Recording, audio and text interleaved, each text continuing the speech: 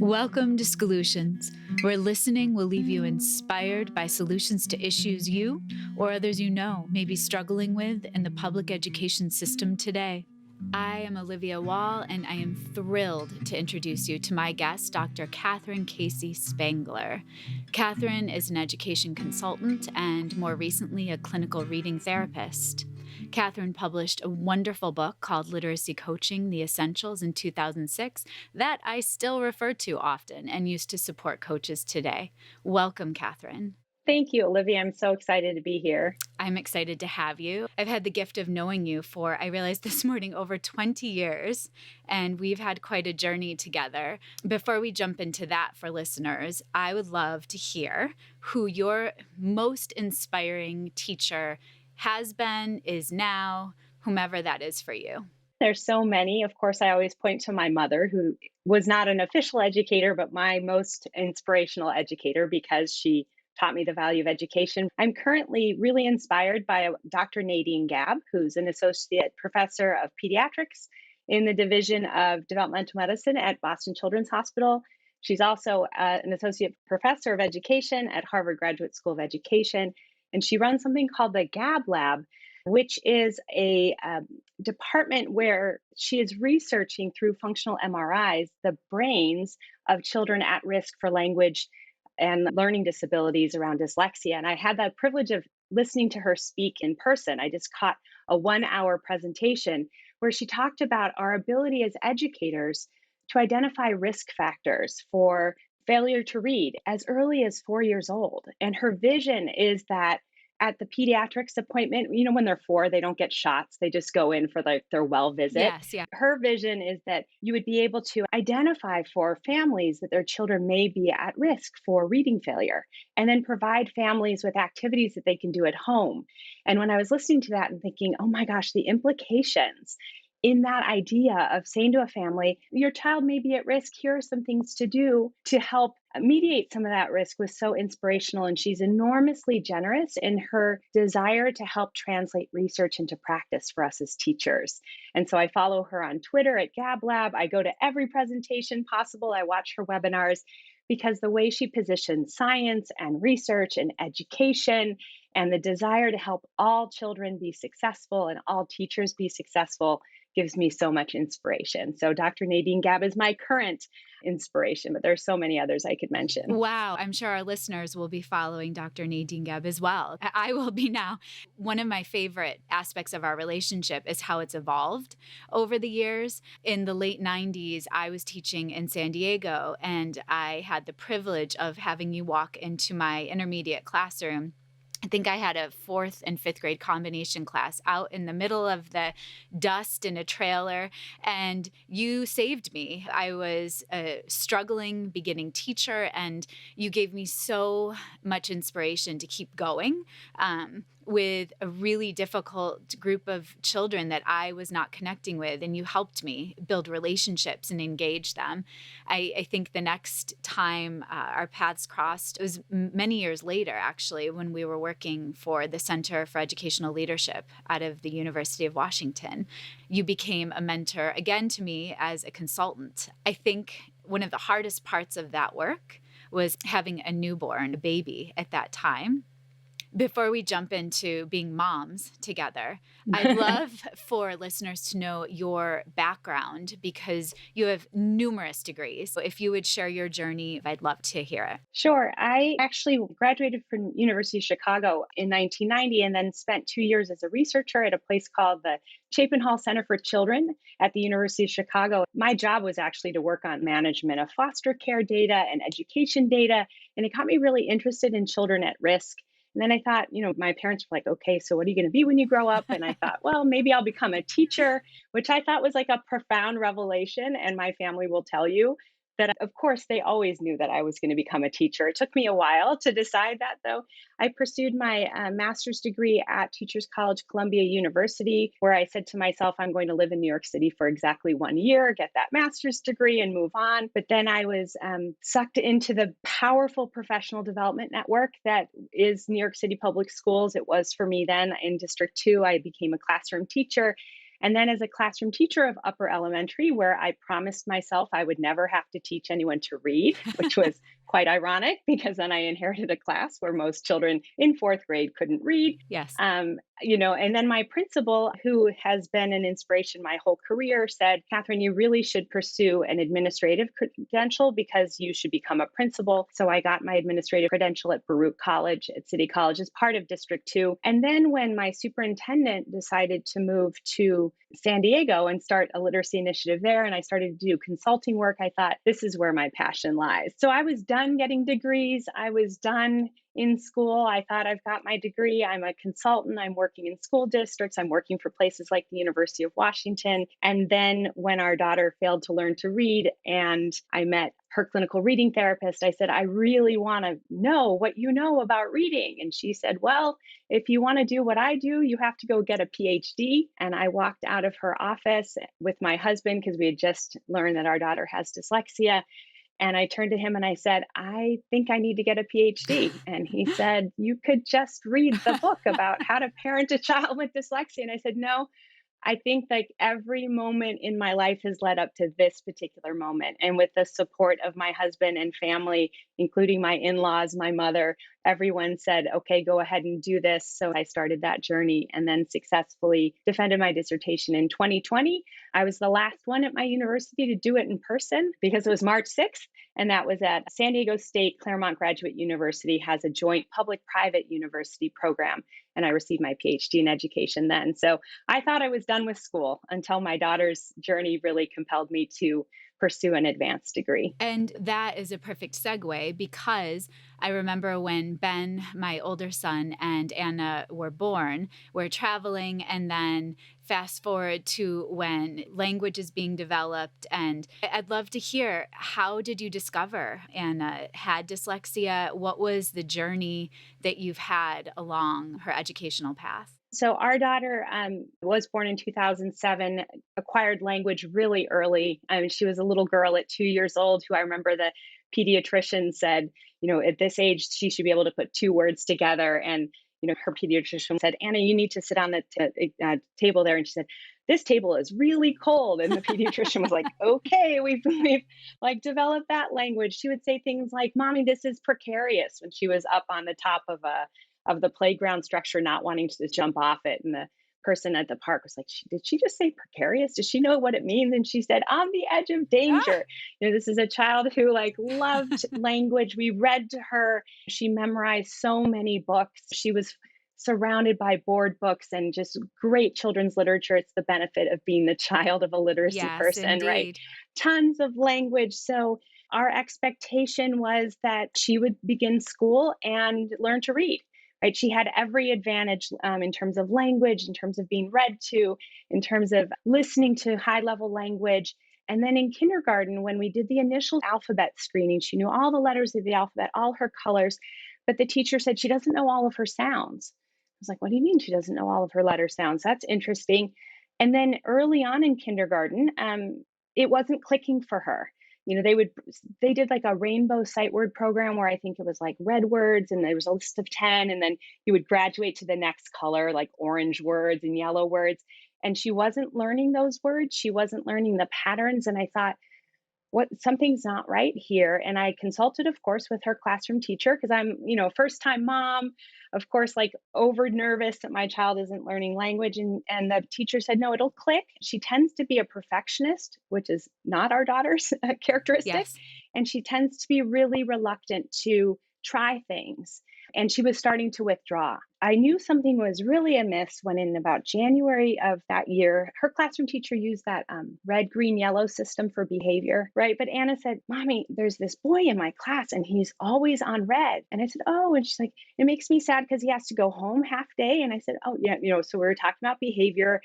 And then she said, but he can read Oh, and I can't. I'm always on green. And I thought to myself, this is a child who's saying, I'm trying, yes. I'm behaving, but I can't read. So we ended up switching her to a private school in first grade because the private school class size was 19. Okay. Her kindergarten class size was 35 because of public school funding, because of the recession. It just happened to be a bad timing, right? In first grade, they had open court phonics. She started to make some progress, but then her school had a developmental vision therapist come and screen all the students. And he said she has vision issues that are preventing her from learning to read. And even though I intellectually knew that learning to read wasn't a visual issue, we signed her up for 28 weeks of vision therapy Wow. with this vision therapist. And of course, it didn't help her learn to read because vision and learning, I mean, once you have 20/20 vision, you're like all set in Yes. terms of your vision. But we thought, okay, she did it all through first grade. She's going to be ready. She's going to be ready to learn to read in second grade. Yes. She continued to fail. Okay. Right. And then I was sitting in a meeting with a bunch of principals saying, my child can't read. And someone said, there's a great clinical reading therapist 2 miles from you. Take her to Dr. Linthrop, have her assessed. Anna was diagnosed with dyslexia by Dr. Lynn. And when we went back to the private school saying we need small group instruction, the private school said, we don't provide small group instruction. What was your response? Our response was, you have 19 people. She said, because then it would be at a deficit to other children. And I was like, I had 36 That's so children in my short-sighted. classroom, That's crazy. right? Yeah. And I provided small group instruction. So like 19 felt kind of like a small group. But so we said, if we're paying for 4 hours a week of clinical reading therapy and private school, we can't afford to do that. We'll switch her back to public school. She had the most marvelous fourth grade teacher, unbelievably wonderful woman. Her fifth grade experience was fabulous. So we got her sort of on the right track. But all along the way, we had to advocate, and deal with the shame, frankly, that some people made us feel like we hadn't done enough as Yes. parents. And one of the pieces that I want every teacher to hear is when a parent says, I'm trying and my child isn't succeeding, we have got to listen to them. We have got to know that parents want the very best for their children, right? So, lots of obstacles along that sort of elementary pathway that luckily I had the resilience and our family had the resilience to persist through, because it's very difficult when your child isn't learning the way you expect it. And to be told you're not really seeing reading failure, you're seeing lack of will on the child's part, the child needs to try harder. That's not true. Every child goes to school wanting to learn to read. There Absolutely. isn't a single child who says, hey, I'm going to tap out of this reading thing early on, right? It's their first job. Dr. Gab talks about, imagine the pressure these children feel when they're realizing they're not learning to read. And in our daughter's case, it was January of her kindergarten year where that feeling like she wasn't being successful because she wasn't trying hard enough started to set Well, in. it's heartbreaking on many levels.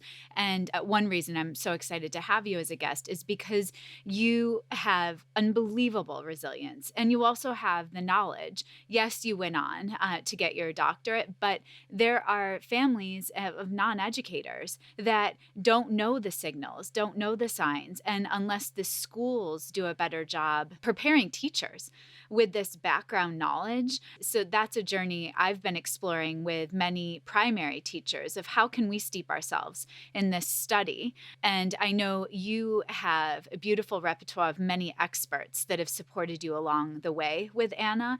We've heard a couple names. Are there any other experts you think we need to be studying or researching ourselves? I follow lots of different people on education. I think that the piece that I want us to think about in terms of experts is there's so many different areas of reading development that we can get ourselves like mired in the reading wars. We can look down these different paths and sort of be almost adversarial in our roles sometimes of like, oh, they said this and now they've changed their thought pattern.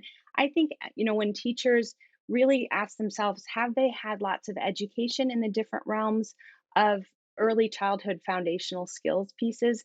I personally really like the work of Dr. David Kilpatrick's work. I like, obviously Dr. Nadine Gabes' work. But I think the important piece is to say when we have a large percentage of our students not learning to read, we have to seek other information, right?